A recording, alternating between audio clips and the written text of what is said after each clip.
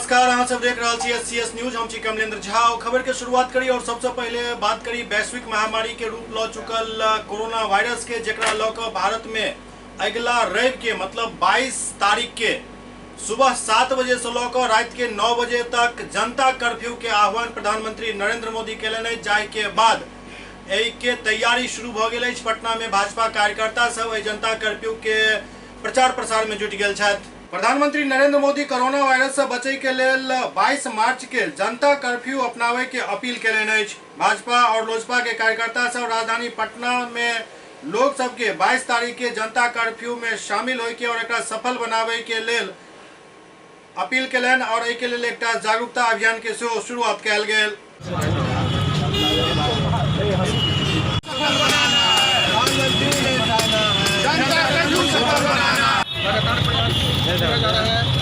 रुक भाई रुक।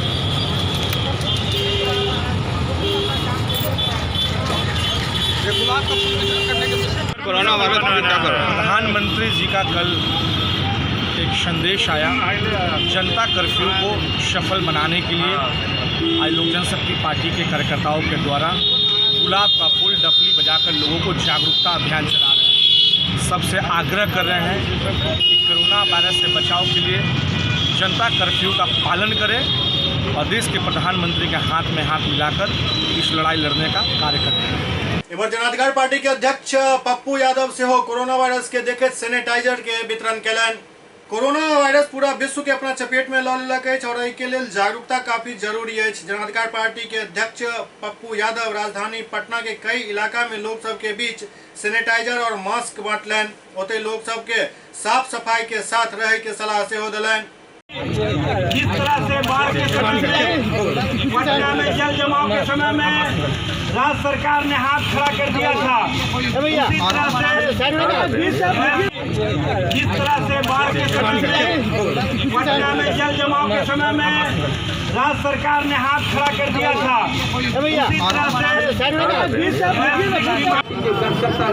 मास्क वो पहन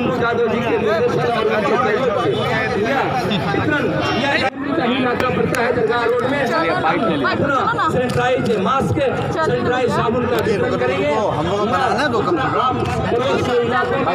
अपने पड़ोस की पूरा भीड़ आएगा, क्राउड आएगा। भैया आप इधर आ जाइए। आप आपने जनता कर्फ्यू लगा दिया, डरा दिया। पूरे देश में ब्लैक मार्केटिंग है, मास्क सैनिटाइजर, आप उस पर कुछ नहीं बोले।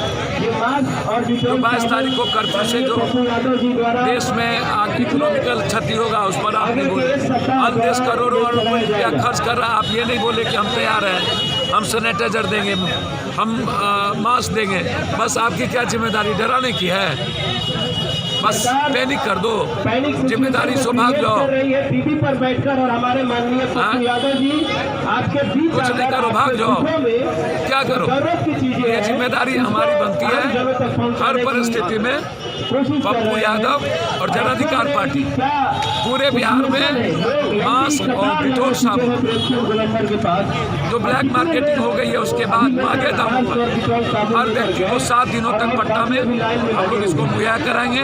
और पूरे बिहार में बहुत कुछ करने की जरूरत नहीं है, बस जीने के तरीके बदल लेंगे। कुछ भी नहीं करना है, जीने के तरीके बदल लेंगे। कोरोना वायरस के देखते पटना के प्रसिद्ध हनुमान मंदिर में सुरक्षा के एक खास इंतजाम किया गेल हन। कोरोना वायरस के बढ़त प्रभाव के कम करे के लेल पटना के महावीर मंदिर में खास उपाय अपनायल जा रहा है। पूरा मंदिर में जगह जगह साफ सफाई के व्यवस्था किया गेल हन। संगे संग मंदिर के प्रवेश द्वार पर स्क्रीनिंग मशीन द्वारा भक्त के स्क्रीनिंग और चेकअप केला के बाद ही अंदर प्रवेश दिल जा रहा है। संगे संग लोग सबके बीच जागरूकता से फैलायल जा रहा है। जलाएगा तो मंगाया जाएगा।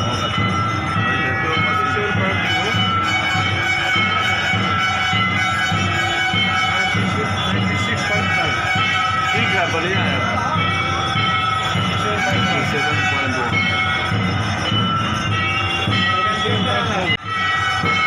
97.4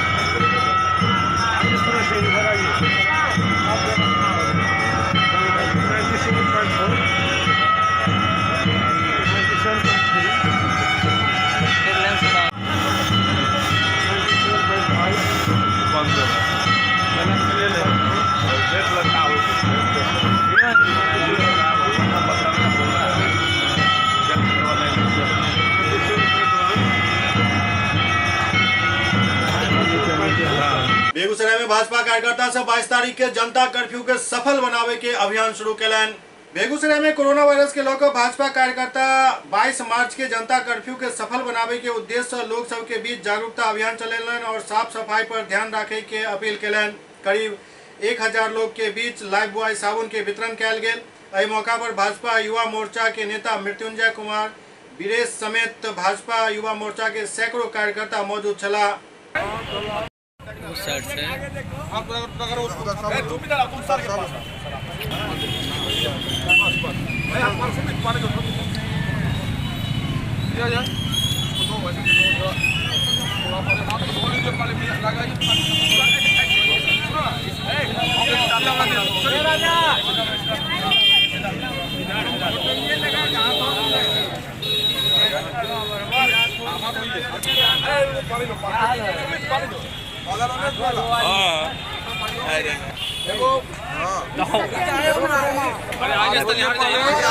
साइड से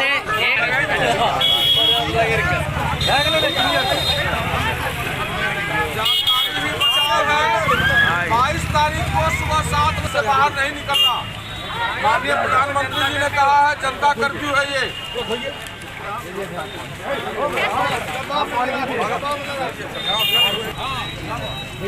अब वो सब लोग लगा हो गया।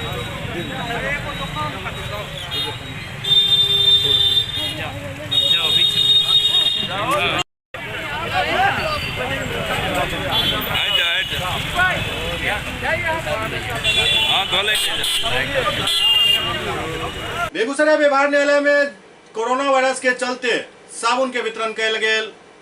बेगूसराय व्यवहार न्यायालय में जिला विधिक सेवा प्राधिकार के सचिव सतीश कुमार झा, मुख्य न्यायिक दंडाधिकारी ठाकुर अमन कुमार सहित न्यायिक पदाधिकारी रघुवीर प्रसाद, मीना कुमारी, राजीव कुमार, राजीव रंजन, रवि रंजन, सुनील कुमार, अफजल आलम सहित कई अधिवक्ता सब परिसर में साबुन वितरण कैलन।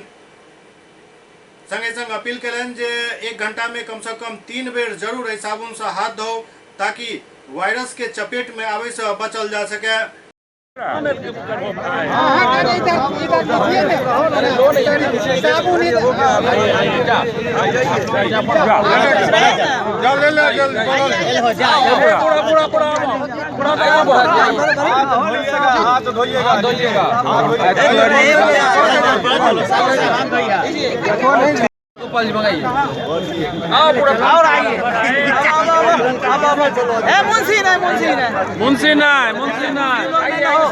मुंशी वकील ले लीजिए।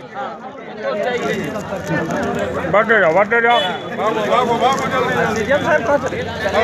गया, आप समझ गए कि भाग गया कोरोना। दोहरा के नहीं लिहो। आइए साहब, आइए साहब। अरे ये हटाओ ना, कपड़ा हटा के फोटो खींच। आइए ना, दे रहे हैं।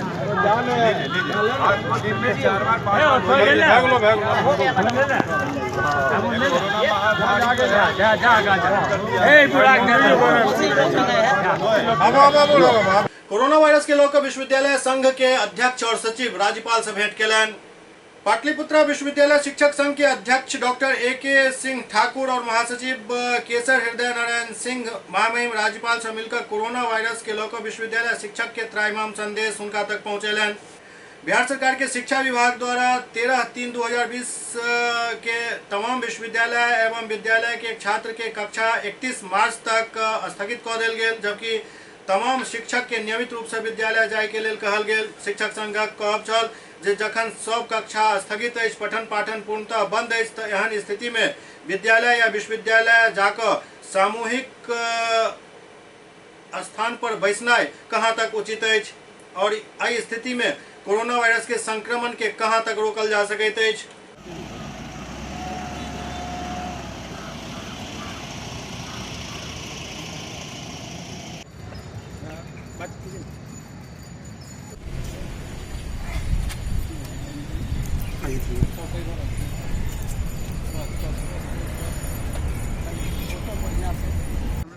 राज्यपाल महोदय हम लोग की बात सुने, बात है।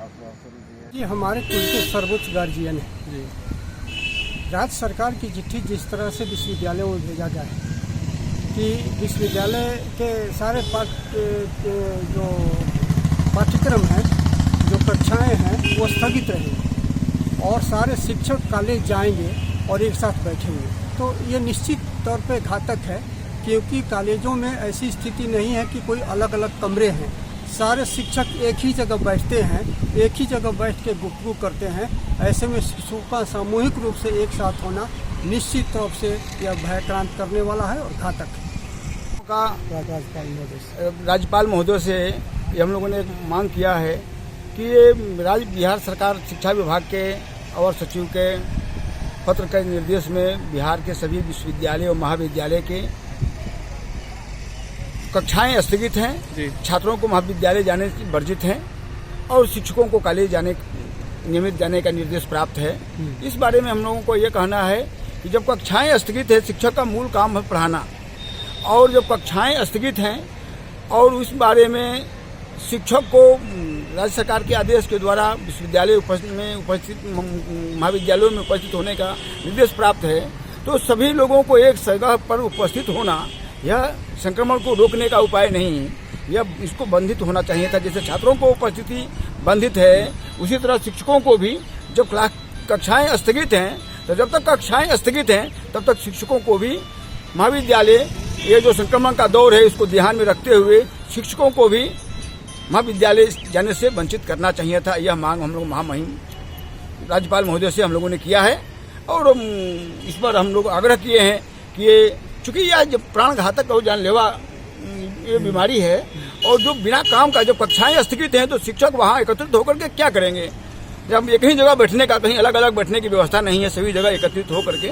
फिर आखिर ये कोई तर्कसंगत लगता नहीं है। इसलिए हम लोगों ने मांग किया है कि शिक्षकों को भी जब तक कक्षाएं स्थगित हैं, शिक्षकों को भी इस काम से वंचित रखें। महामहिम ने क्या स्थापना दिया है और इस मामले में आश्वासन दिया है उन्होंने। एससीएस न्यूज में अखन वक्त भाव रहा है एकटा ब्रेक के बाद समाचारक सिलसिला जारी है।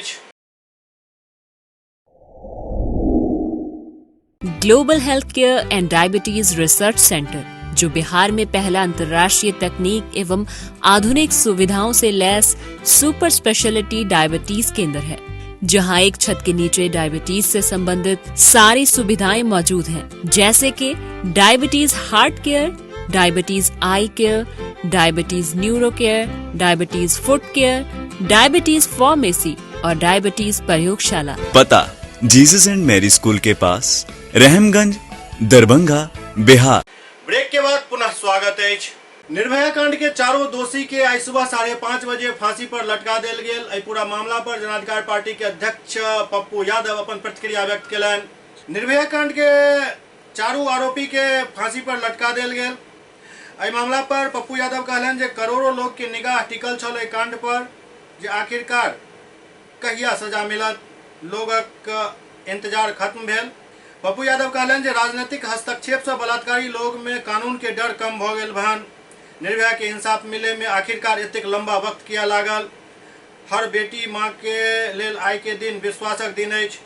पप्पू यादव कहलनि जे संविधान में सबके बराबर न्याय के लेल एक समान अधिकार देल गेल, लेकिन रसूखदार लोग अपन राजनीति और पहुँच के फायदा उठा कर बहुत किछु खिलवाड़ करै छथि। देखिए,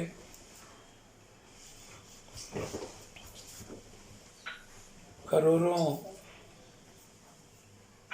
लोगों की उम्मीदें टिकी थी क्या इस देश में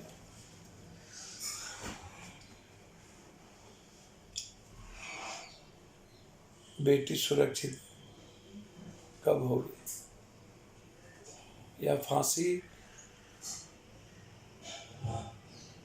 बहुत पहले पड़ना चाहिए था।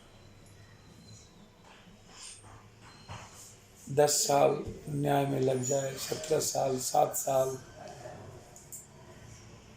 और इस 10 साल के बीच निर्भया के बाद न जाने 34% बलात्कार के केस बढ़ गए। लोगों के भीतर न्याय के प्रति न तो सम्मान है, न तो डर है, क्योंकि राजनीतिज्ञों का हर चीज़ों में हस्तक्षेप आज न्याय के सम्मान और न्याय के द्वारा जो कानून है उसका डर समाप्त होता जा रहा है। इन बलात्कारियों के भीतर, बेईमानों के भीतर, भ्रष्टाचारियों के भीतर, गलतियों के भीतर, और आम लोग भी उम्मीद धीरे धीरे खोते जा रहे हैं कि क्या मुझे न्याय मिल पाएगा। मैं नहीं जानता हूं कि इसमें दोषी निर्दोष, जब एक मजबूत और कठोर निर्णय लिए जाते हैं तो अच्छा और गलत दोनों होता है। निश्चित रूप से यह हर माँ और बेटियों के लिए, बहनों के लिए एक विश्वास का दिन है, एक फिर से सवेरा, एक उम्मीद, एक सपना देखने का। लेकिन जब भारत में मैं महसूस करता हूँ, देखता हूँ, तो आज तक किसी बड़े लोगों को फांसी नहीं होती है बलात्कार। किसी को 7 साल, किसी को 14 साल। शेल्टर हाउस में मैंने इतनी बड़ी लड़ाई लड़ी, सारे गरीब बच्चों को फांसी हुई। का शेल्टर हाउस में मार के जला दिया गया बलात्कार कर, जिसमें बहुत लोग इन्वॉल्व हैं, लेकिन हमारी सरकार वहाँ तक नहीं पहुँच पाई। इसी बिहार में बरूना बलात्कार की CBI जांच कर रही है, दिल्ली कह रहा है 10 लाख रुपया देंगे, कोई बताओ। जबकि सबको पता है कि उस बच्ची के साथ बलात्कार करके किसने मारा। इस तरीके से लाखों बेटी ऐसी हैं जिनको बलात्कार के बाद समाज ने समझौता कर दिया, या तो न्याय ने काम नहीं कर पाई, पुलिस और नेता मिलकर के जाति, धर्म, मजहब के आधार पर, पैसे के आधार पर चीज़ों को खत्म कर दिया, या ताकतवर लोगों ने अपने रसूख के बदौलत न्याय को प्रभावित करने की कोशिश की गई। तो कॉमन लोग जो बड़े लोगों के शिकार होते हैं, कॉमन बच्ची, आम लोग, इन माफियाओं के, ताकतवर के, उन्हें फांसी कब मिलेगी? जब तक सबसे अंतिम गरीब बच्चियों के गुनाहगार को फांसी नहीं मिलेगी, तब तक जस्टिस नहीं हो, तब तक हम न्याय नहीं मानते हैं कि हम पूर्ण रूपेण हमें देश में न्याय मिले। हम चाहते हैं कि फांसी के भागीदार वो लोग हों जिन्हें डेमोक्रेसी, संविधान को चलाने का जनता ताकत देती है, और वो आम लोगों के साथ, आम बच्चियों के साथ अपने रसूख के लिए, अपने ऐशो आराम के लिए उसका इस्तेमाल करती है। ऐसे लोगों को के खिलाफ फांसी हो, जिसमें नेता हैं, पदाधिकारी हैं, पूंजीपति हैं, पैसे वाले हैं, जो बेटियों का सम्मान नहीं करते, बहनों का सम्मान नहीं करते, जो इस्तेमाल करते हैं बेटियों, बहनों का।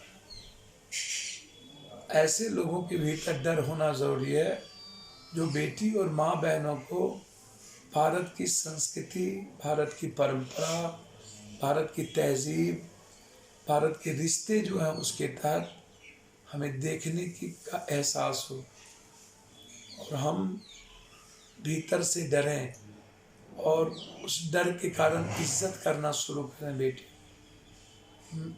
इसीलिए जो निर्भया में फांसी आई, देर आए दुरुस्त आए, मैं नहीं बता सकता हूँ। एक पिता होने के नाते, एक मानवता होने के नाते, आज मानवता के भीतर एक विश्वास जगा है, लेकिन अंतिम न्याय और विश्वास तब होगा जब समाज में सरोकार रखने वाले और जनप्रतिनिधि और संविधान की शपथ लेने वाले लोगों के द्वारा गलत कामों के बाद उससे फांसी होगी, तभी न्याय की कोई उम्मीद की जा सकती। बेतिया में एक परिवार पर दबंग सब के कहर टूटल, पूरा परिवार के साथ मारपीट कैल गेल। बेतिया में एक परिवार पर दबंग सब के कहर टूट पड़ल, पूरा परिवार के साथ मारपीट कैल गेल। एतबे नहीं, पीड़ित परिवार के घर पर पत्थर से सेहो हमला कऽ कऽ क्षतिग्रस्त कऽ देल गेल।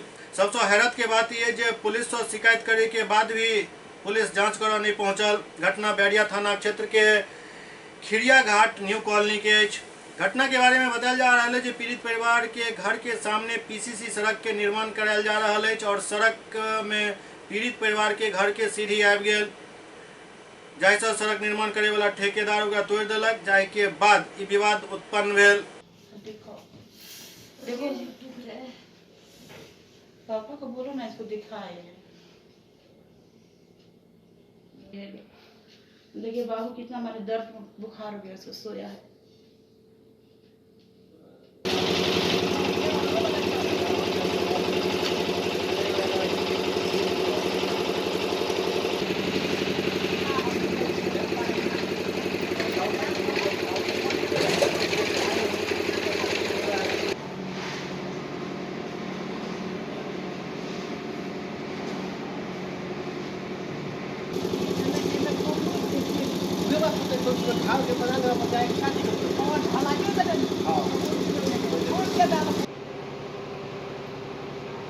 तेज में इतना ईटा पत्थर चलाया है, मतलब मार के पूरे परिवार को घायल कर पूरा परिवार को घायल कर दिया है सब। वो मोहल्ले का है, उसको क्यों आपत्ति था आपसे? पता नहीं क्या आपत्ति है। मेरा घर जब से बना है, जब से उन लोग का बीमारी है, 4 उसकी बेटी है, अंशु सिंह, नेहा सिंह, काजल सिंह, उसका बेटा है पवन सिंह, उसका पति है लालबाबू सिंह, उसकी पत्नी है शोभा देवी, सब मिलकर हम लोग खूब मारा है। तो इसका आवेदन मतलब या पुलिस प्रशासन में आप लोग शिकायत किए? हाँ, बैरिया किए हैं लोग। तो नहीं आया अभी तक नहीं आए हैं। ये कल की बात है? कल की बात है, अभी तक 2 बजे की बात है। अभी तक प्रशासन नहीं आया? नहीं, हम जस्ट फोन किए थे तो आया था पुलिस, तो बोला कि हम कुछ नहीं कर सकते हैं जब तक आप लोग FIR दर्ज नहीं करेंगे तब तक। तो थाना आपका है, आप लोग FIR दर्ज कीजिए। क्या नाम है आपका? मेरा अनीता देवी। कैसे क्या हुआ कि क्यों मारा गया आप लोगों को? सड़क बन रहा था, उसी दौरान लालबाबू सिंह, शोभा देवी उसकी पत्नी है, उसका बेटा है पवन सिंह और नेहा सिंह, लड्डू प्रसाद, काजल सिंह और अंशु सिंह, ये सब मिलकर हमको और मेरे पूरे परिवार को बहुत मारा है। सब पूरा घर से तोड़ फोड़ कर दिया, सब पूरा सीढ़ी उड़ी तोड़ दिया। हम लोग का इतना बुरा हालत हो गया कि हम चल भी नहीं पा रहे हैं। पापा का भी हाथ सब फोट उठ गया है, मम्मी, मेरे बहन, सब किसी को बहुत चोट लगा है।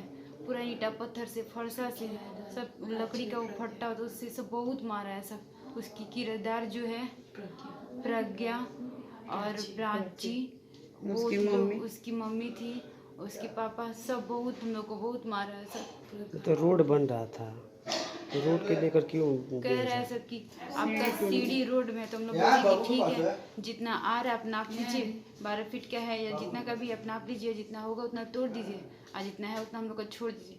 तो कह रहा है काहे पूरा तुम लोग को छोड़ाएगा, काहे इतना छोड़ाएगा, सब टूटेगा। हम लोग को अंदर भेज दिया सारा लोग, ऐसा पूरा का पूरा तोड़ दिया, हम लोग का पूरा घर तोड़ दिया है लोग, पूरा सीढ़ी पूरा हम लोग का पूरा नींव हिल गया है।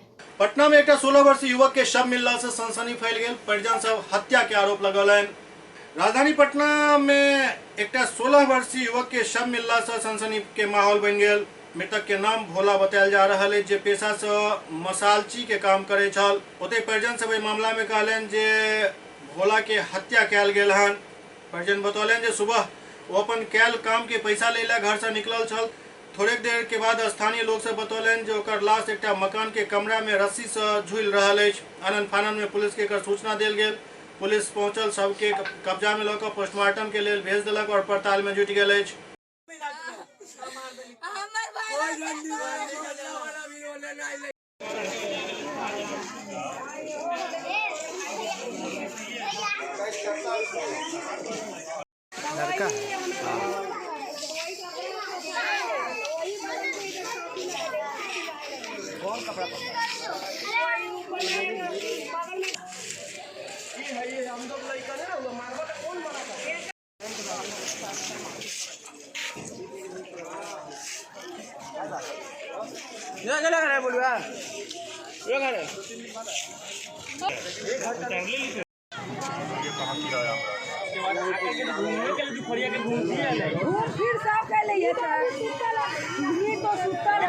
अरे निश्चिंत रहो, जहाँ गया है और जहाँ से निकला है CCTV है, राकेश भी आ गया, सब खोल गए।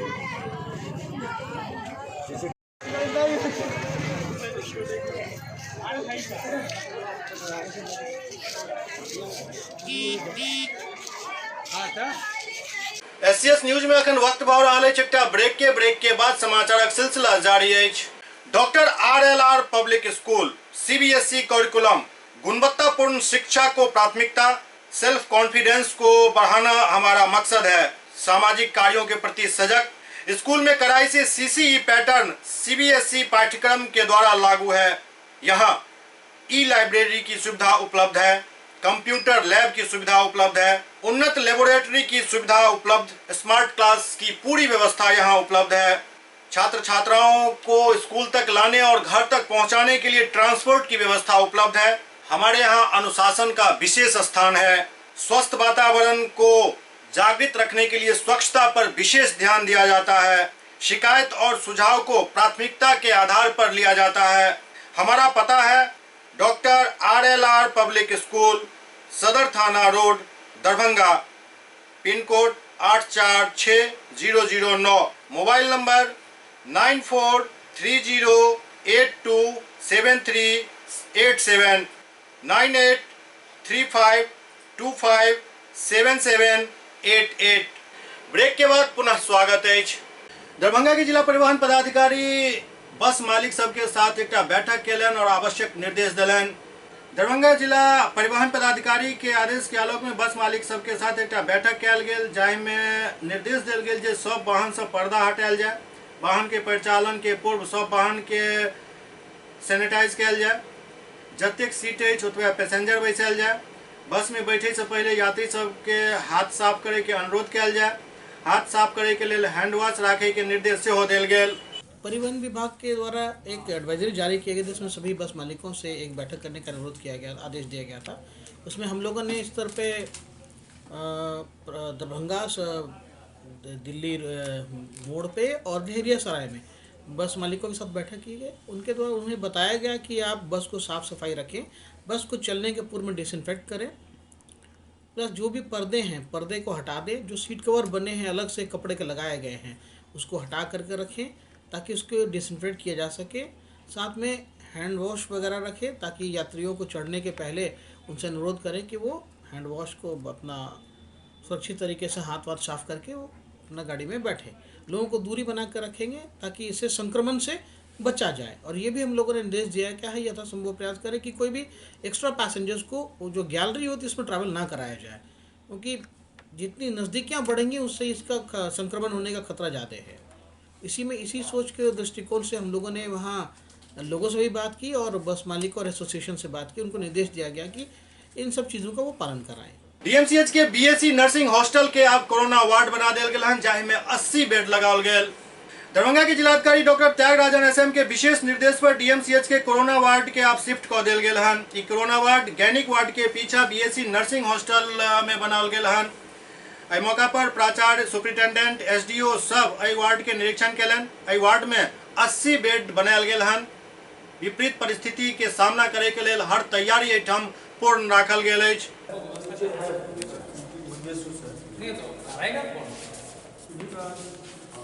आउटसोर्सिंग एजेंसी है ना आपका? वो उसका पीने के लिए यहाँ पे आरो है, इसमें तो बोरिंग होगा, पानी सप्लाई है नहीं। और खाली अपना पेशेंट खाली जो आएगा जो जगह होगा आरो कैसे लगाना पड़ेगा। सर आए हैं DMCH में कई वार्डों को निरीक्षण किए हैं, क्या निर्देश दिया गया? देखिए ऐसा है कि नया जो इंस्ट्रक्शन आया है उसके अनुरूप क्वारंटाइन और कंटेनमेंट के लिए एक बड़े क्षमता का जगह का ज़रूरत है। हम लोग DMCH परिसर में ही जो नया नवनिर्मित BSc नर्सिंग कॉलेज और हॉस्टल है इसमें हम लोग का सोच है कि यहाँ पर क्वारंटाइन वार्ड और IDH वार्ड दोनों बढ़ा दिया जाए, ताकि मान लीजिए मरीज की संख्या बढ़ेगी तो यहाँ पर बेड है, सब चीज़ है, तो सारे सुविधा के साथ मरीज को इलाज भी होगा, क्वारंटाइन भी हो जाएगा। जनताओं से क्या अपील करेंगे सर? जनताओं से यही अपील करूंगा कि बार बार हम लोग जो निर्देश दे रहे हैं और बार बार हम लोग कह रहे हैं कि सावधानी बरतें, दूरी बना करके रखें, भीड़ भाड़ इलाके में मत जाएं, किसी भी इलाके में 50 से ऊपर भीड़ को इकट्ठा ना करें। ये सब निर्देश बार बार हम लोग दे रहे हैं, इसको कृपया पालन करने के लिए हम लोग अपील करें। क्या कुछ निर्देश दिया गया? कोई दिक्कत नहीं। ये हमारा बीएससी नर्सिंग कॉलेज है, इसी परिसर में, मिडिल DMCH परिसर में। इसे इन्होंने कल हमारी बात हुई थी 5 बजे कि ये किसी अन्यत्र जगह को अगर देखा जा सकता है डायरेक्टर इन चीफ के वक्तव्य के आलोक में, निरीक्षण के आलोक में, तो मैंने इसका सजेशन दिया इस बिल्डिंग का, जिसे हम लोगों ने सुबह में ही आके आज देख लिया था। इसमें सारी सुविधाएं जो एक वार्ड में होना चाहिए, जिसमें हम लोग आइसोलेशन में कर संभावित मरीज को भी रख सकते हैं, कोरोना वायरस के भी मरीज को रख सकते हैं। और बहुत ही बढ़िया ये भवन बना हुआ है जो कि हॉस्टल के रूप में निर्मित हुआ था। इसे हम लोग विकसित कर देंगे 2 दिनों के अंदर में, जो कि ये संदिग्ध मरीज, संभावित मरीजों के लिए भी रहेगा और जो मरीज होंगे कोरोना वायरस के उनके इलाज भी के भी रहेगा। इसमें जो भी इलाज संबंधी आवश्यकता होती है उस सब को यहाँ उपलब्ध कराया जाएगा और यहाँ पर जिस तरह से वार्ड चलता है उस तरह से इसको वार्ड में परिणत कर दिया जाए। कितना बेड का ये व्यवस्था किया गया है? देखिए, अभी हम लोग 42 बेड का रूम का लिए हैं, जिसमें कि 3 है, तो एक रूम में 2 को रखेंगे, तो आप समझ लीजिए कि 80 के आसपास हो जाएगा, तो 80 रूम अभी हो जाएंगे। ज़रूरत पड़ने पर इसी के 1 मंजिला और ले लिया जाएगा तो 80 और हो जाएंगे। यहाँ पर शौचालय, हाथ धोने का, पीने का सब चीज़ की सुविधा है, बिजली की सुविधा है, जनरेटर की सुविधा है, लिफ्ट की सुविधा है। ये सब सुविधा इसके अंदर पहले से ही है और इस सब सुविधा के साथ इसे ICU के रूम 1-2 रूम इसमें ICU के लिए भी बना दिया जाएगा, जिसमें जो पेशेंट गंभीर अवस्था में है उससे ICU की भी सुविधा मिलेगी। आरओ लगाने का भी निर्देश दिया गया। आरओ का भी है, वो भी आज ही इस समरसेबुल जैसे ही हम लोग शुरू करते हैं वैसे आरओ की व्यवस्था भी यहाँ हो जाएगी और पीने का पानी, हाथ धोने का पानी, सबकी पानी के सब भी व्यवस्थाएँ आज कर दी जाएगी। सर, जिस चीज़ के लिए इस बिल्डिंग को बनाया गया हॉस्टल के लिए, उसका फिर क्या होगा? वो जब बनना है, अभी तो आप जान रहे हैं कि जितने भी काम काज है, अभी जो एपिडेमिक एक्ट है उस अनुसार अभी सभी कार्यों को शिथिल करते हुए अभी इस काम के लिए, कोरोना डिजीज़ के लिए हम लोग अभी कर रहे हैं। जिलाधिकारी ने इसका निर्णय लिया है कि इसी को चिन्हित करके इसी में वार्ड चलाएंगे। तो उस मरीज सबको यहाँ पर शिफ्ट कर देंगे? जी, अभी तो मरीज है नहीं, लेकिन अब आएगा तो यही इलाज। अप्रोच रोड के लिए बात हुई है? अप्रोच रोड लगभग ठीक है, थोड़ा सा और चौड़ीकरण की आवश्यकता है। एवं आदर्श मध्य विद्यालय में कोचिंग संचालन कर रहल व्यक्ति के आई काफी फटकार लागल। लहरिया जिले के आदर्श मध्य विद्यालय में कोचिंग संचालन कर रहल व्यक्ति के आज सदर SDO और DSP द्वारा कड़ी फटकार लगाल गए। मौका पर स्कूल के प्रधानाचार्य के वजह का काफी फटकार लगाल गए। स्कूल के प्रधानाचार्य के सदर SDO और DSP द्वारा निर्देश दिल गेल जे एहि तरह के कोनो भी क्लास यदि 31 मार्च तक फेर से होइत देखल गेल तो कानूनी कार्रवाई कयल जायत।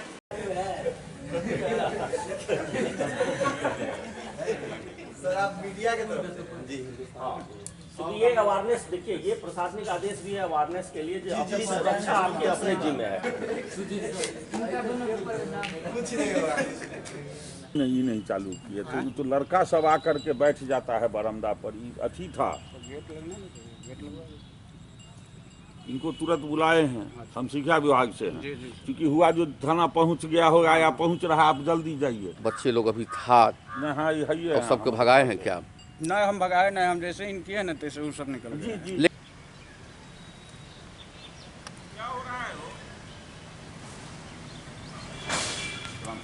आप लोग यहीं के स्टाफ हैं? ये ना, हम शिक्षा विभाग से DO साहब भेजे। अच्छा, क्या हो रहा था?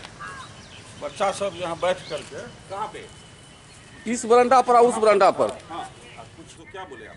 हम कहता है आप लोग यहाँ बैठे हुए, हाँ आपको मालूम है, डांटे हैं तो तब पहले तुरंत से भागना शुरू किया, तब तक में खाना भी आ गया। लोग यहाँ उतरे हैं 3 लोग।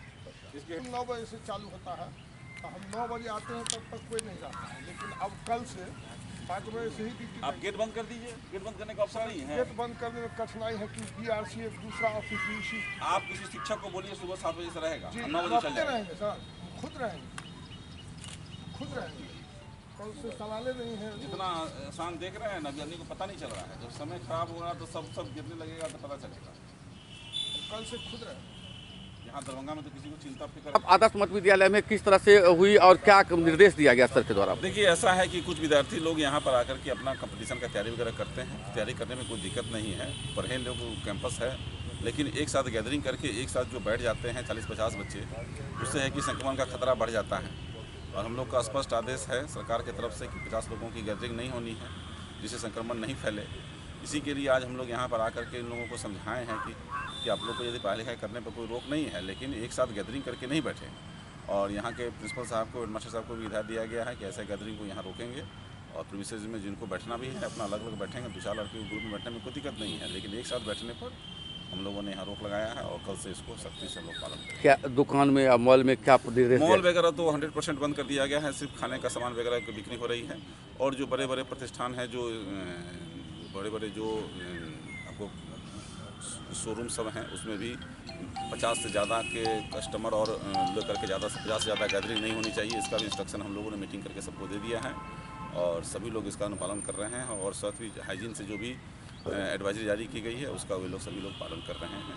और हम लोग प्रयास कर रहे हैं कि इसका हम लोग वेरिफिकेशन भी करवा रहे हैं थाना के माध्यम से, ब्लॉक के माध्यम से, और ऐसा कोई मामला प्रकाश में नहीं आया है। और हम लोग चाहेंगे सभी लोगों को कि संक्रमण से बचें और अपने अपने घरों में ज़्यादा समय तक बिताएं। अब आदर्श मध्य विद्यालय में कुछ छात्र लोग बैठ करके अति कर रहे थे, क्या निर्देश दिया गया है?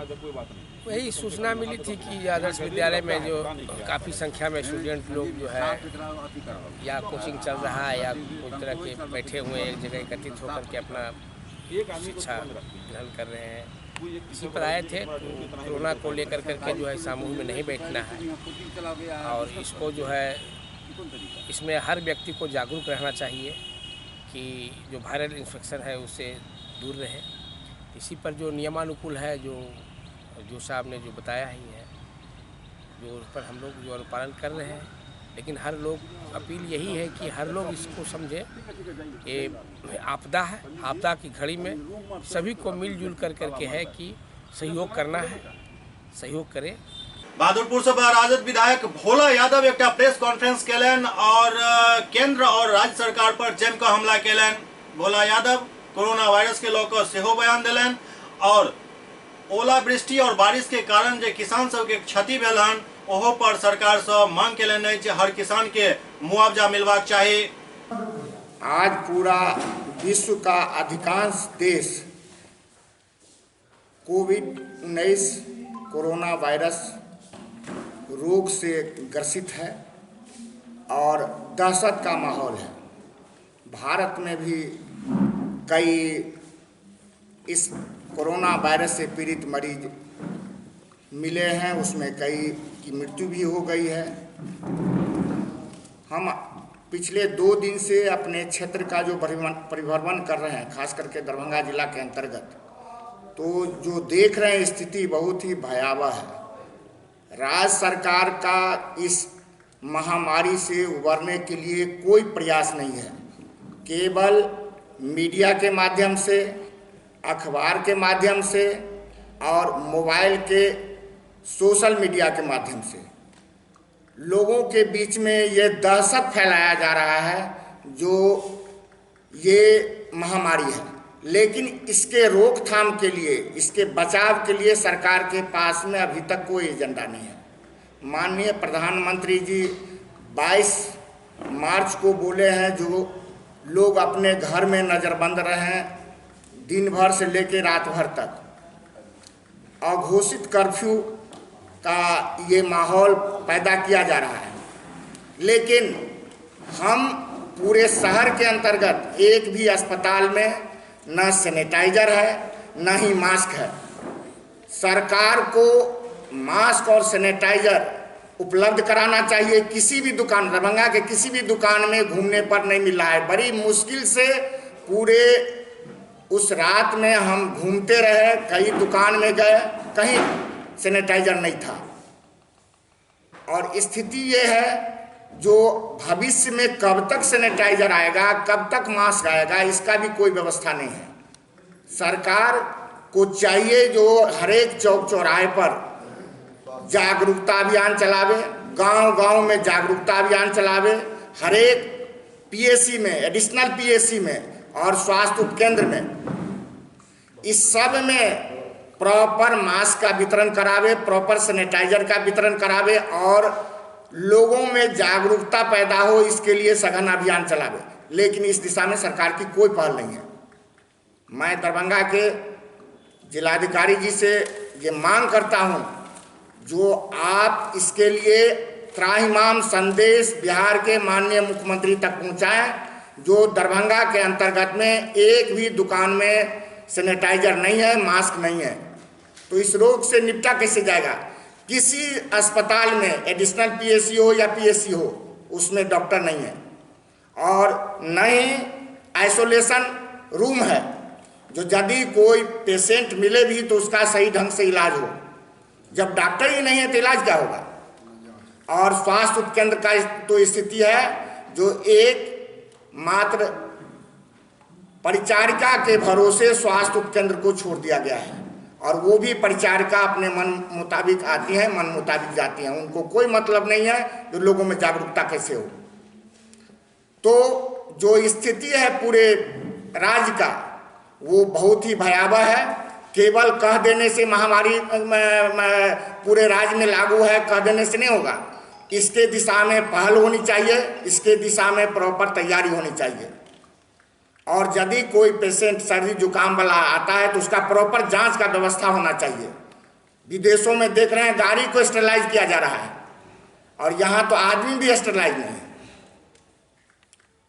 दूसरी बात, हम आपके माध्यम से बिहार सरकार को और यहाँ के जिलाधिकारी जी को बताना चाहते हैं, जो पिछले 25 फरवरी से लेकर के लगातार भारी वर्षा हुई, ओलावृष्टि हुई और उसके बाद बड़े पैमाने पर आंधी आई, जिससे पूरे दरभंगा जिला का हम समझते हैं 80% फसल बर्बाद हो गया, चाहे वो दलहन हो या तेलहन हो। साथ ही साथ गेहूं का स्थिति इतना बदतर है जो हमको लगता है 4 दाना भी लोगों को मैसर नहीं होगा। यहाँ के कृषि पदाधिकारी को हमने फ़ोन किया और उनसे कहा तो कहीं रिपोर्ट भेज दिए हैं, जबकि पूरे राज्य का पोर्टल 11 जिला का आपको 21 मार्च तक ही खुला रखने का सरकार का इंस्ट्रक्शन है। दरभंगा जिला के किसानों के हित में, यहाँ के किसानों के लिए आप पोर्टल खोलिए और यहाँ के लोगों को भी क्षति जो हुआ है उसका मूल्यांकन करा करके उन लोगों को भी राहत दिलाइए। उसको क्या आप लोग सपोर्ट कर रहे हैं या विरोध कर रहे हैं? आप देखिए, व्यवस्था कुछ है नहीं, सिर्फ बंदी करने से क्या हो जाएगा? व्यवस्था तो होनी चाहिए। लोगों में जो दहशत का माहौल है, आप सभी लोग हैं, किसी के चेहरे पर मास्क नहीं है। हम पूरे दरभंगा जिला में खोज आए, नहीं कहीं मिल रहा है, न सैनिटाइजर मिल रहा है। भर दिन में कितना बार साबुन से हाथ धोया जाएगा? कहाँ कहाँ आदमी जाकर के हाथ धोएगा? और सीधे साबुन से हाथ धो लेने से काम यदि समाप्त हो जाता है तो फिर महामारी कहाँ हुआ? तो किस बात का है तोबा मचा रहे हैं आप? एक तरफ कह रहे हैं कि ये महामारी है और दूसरे तरफ उसके बचाव के लिए आपके पास में कोई एजेंडा नहीं है। तो लोगों को या तो आप गुमराह कर रहे हैं या नहीं तो यदि वास्तव में महामारी है तो उसका व्यवस्था क्यों नहीं कर रहे हैं? लोगों को भगवान भरोसे मरने के लिए छोड़ रहे हैं, ये कैसे चलेगा? वो तो ठीक है सर, लेकिन 22 तारीख के कार्यक्रम का जनता कर्फ्यू जो प्रधानमंत्री का, उस चीज को आप लोग सपोर्ट करेंगे या विरोध करेंगे? उसी चीज के बारे में हम कह रहे हैं, जनता कर्फ्यू लगा देने से क्या अंतर पड़ेगा? लोग घर में बंद हो जाएंगे, कब तक आप बंद रखेंगे? इसके रोकथाम के लिए आपने क्या व्यवस्था किया? लेकिन यदि व्यवस्था नहीं कर रहे हैं तो एक दिन जनता कर्फ्यू लगा के फिर अगले दिन तो उसी में जाना है, उससे क्या असर पड़ता है? मैं ऐसे कर्फ्यू का और मेरी पार्टी हम लोग विरोध करते हैं जो आपके पास कोई एजेंडा नहीं है, लोगों के ध्यान को बांटने के लिए इस तरह का जो गलत प्रचार कर रहे हैं। यदि सही में कोरोना वायरस का इतना बड़ा ये है तो उसके लिए आप व्यवस्था कीजिए। जनता कर्फ्यू लगाने से कोई फायदा नहीं है, बल्कि उसके रोकथाम का व्यवस्था कीजिए। सरकार कर रही है और जानकार भी डॉक्टर भी कह रहे हैं कि इसका अभी इलाज नहीं है, कनेक्ट मतलब एक दूसरे के संपर्क में आने से होता है, इसलिए इसको सुरक्षा ही ठीक है। आपसे आपके माध्यम से मैं उन लोगों से जानना चाहता हूँ जो डेली कमाता है, डेली खाता है, उसको यदि जनता कर्फ्यू लगा दीजिएगा तो उसके खाने का आप क्या व्यवस्था किए हैं? विदेशों में, चाइना में जनता कर्फ्यू लगाया गया है, उसके घर पर राशन पहुंचाया जाता है, उसके घर पर पानी पहुंचाया जाता है, उसके घर पर सारी दवाइयाँ पहुंचाई जाती है, उनके घर पर रोकथाम के सारे व्यवस्था किए जाते हैं। सरकार ने उस दिशा में क्या पहल किया? उस गरीबों के लिए क्या किया जो डेली कमाता है डेली खाता है, ये सरकार बतावे। हम लोग समर्थन करते हैं चूंकि ये बीमारी बड़ी है, लेकिन सरकार के स्तर पर इसके लिए कोई व्यवस्था नहीं है, कोई सकारात्मक पहल नहीं है। एक दिन जनता कर्फ्यू लगा देने से कोई निदान निकलने वाला नहीं है। आप लंबे समय तक जनता कर्फ्यू लगाइए, लेकिन उसके खाने का, पीने का, उसके बीमारी का, दवा का, दारू का सारा इंतजाम कीजिए, उसके घर तक पहुंचाइए। आपको क्या लगता है कि ये जनता कर्फ्यू लगा करके सरकार कहीं कोई राजनीतिक हित साधना चाह रही है? निश्चित तौर से सारे मुद्दाओं से ध्यान भटकाने के लिए इस तरह का ये घिनौना हरकत कर रहे हैं, इसका हम लोग निंदा करते हैं। और सरकार को चाहिए जो ऐसे चीजों में जनता कर्फ्यू लगाने से पहले सारा बंदोबस्त करे और लोगों के घर तक राशन का व्यवस्था करावे। और जनता कर्फ्यू एक दिन के लिए क्या, महीनों दिन के लिए लगाइए। तो अखन अपने सब देख रहा चलो बहादुरपुर के विधायक भोला यादव के ई प्रेस कॉन्फ्रेंस से जुड़ल खबर। भोला यादव कहलन जे सरकार द्वारा 22 तारीख के जे जनता कर्फ्यू के ऐलान किया गेल हन ई ढकोसला अछि। तो एहि बात पर भोला यादव और तमाम राजनीतिक दल के नेता और कार्यकर्ता के ई समझनाइ जरूरी है जे आखिरकार प्रधानमंत्री द्वारा 22 मार्च के जनता कर्फ्यू के आह्वान किया गेल हन। यदि राजनीतिक फायदा के लिए एहि तरह के बयानबाजी कर रहल छथि तो एकरो दुष्परिणाम भ सकैत अछि। और दोसर यदि जनता के गुमराह करे के लेल ई सब बयानबाजी चल रहल अछि तो एकरो दुष्परिणाम सामने आबि सकैत अछि। जनप्रतिनिधि के कर्तव्य अछि जे एहि विपरीत परिस्थिति में ओ जनता के भ्रमित नहीं करैत, बल्कि एहि महामारी से केना बचि सकै छी ओकर रास्ता दिखाबैत, और यदि हुनका पास कोनो रास्ता नहीं है तो अपन मुंह चुप राखैत। ओना आब समझना ई जरूरी है जे आखिरकार ई जनता कर्फ्यू किया लगायल गेल हन। ई जनता कर्फ्यू लगबे के पीछा सरकार और डॉक्टर वैज्ञानिक सबके मकसद ई है जे कोरोना वायरस के लाइफ जे है वो 12 घंटा मानल गेल हन। सुबह 7 बजे से रात के 9 बजे तक, मतलब 14 घंटा के ई जनता कर्फ्यू के आह्वान कयल गेल हन। 12 घंटा यदि लोग सड़क से भीतर आबि जाय छथि, सड़क छोड़ दै छथि, अपन घर में कैद भ जाय छथि, तो ई वायरस खत्म होय के उम्मीद बढ़ जाइत अछि। 12 घंटा में ई वायरस जे आदमी से बढ़ रहल अछि, एक आदमी से दोसर में, दोसर से तेसर में, और एना के आदमी के मार्फत बढ़ रहल अछि, ई एकर ब्रेक लाग सकैत अछि। और बहुत हद तक यदि जनता कर्फ्यू सफल भ गेल तो एहि कोरोना वायरस पर सफलता भेट सकैत अछि। ओना इहो बात समझनाइ जरूरी अछि जे यदि एहि जनता कर्फ्यू में कनिको गलती कयल जाइत अछि, जानबूझ कऽ एकरा गलत करे के, एकरा विफल करे के कोशिश कयल जाइत के प्रयास कयल जाइत अछि, तो आगू एहिसँ गंभीर कर्फ्यू के लेल सेहो तैयार रहऽ पड़त। बस जरूरत एहि बात के अछि जे सब आदमी बढ़ चढ़ कऽ एहि जनता कर्फ्यू के सफल बनाबे के प्रयास करू। ई कोनो राजनीतिक मुद्दा नहीं अछि, ई हमर और अहाँ के जिंदगी से जुड़ल मुद्दा अछि। और एहि मुद्दा के मुद्दा नहीं बनाबी, बल्कि अपन जिंदगी के एकटा हिस्सा बना कऽ एकरा सफल बनाबे के हर आदमी प्रयास करी। SCS न्यूज सेहो अहाँ तमाम दर्शक से अपील करैत अछि जे जनता कर्फ्यू में सब आदमी सरकार के सहयोग करू और अपना आप के सुरक्षित करू। SCS न्यूज के अंक में अखन एतबे। अगला अंक में फिर किछु और समाचार के संग उपस्थित है। तब तक अपने सब देखते रहू SCS न्यूज। नमस्कार।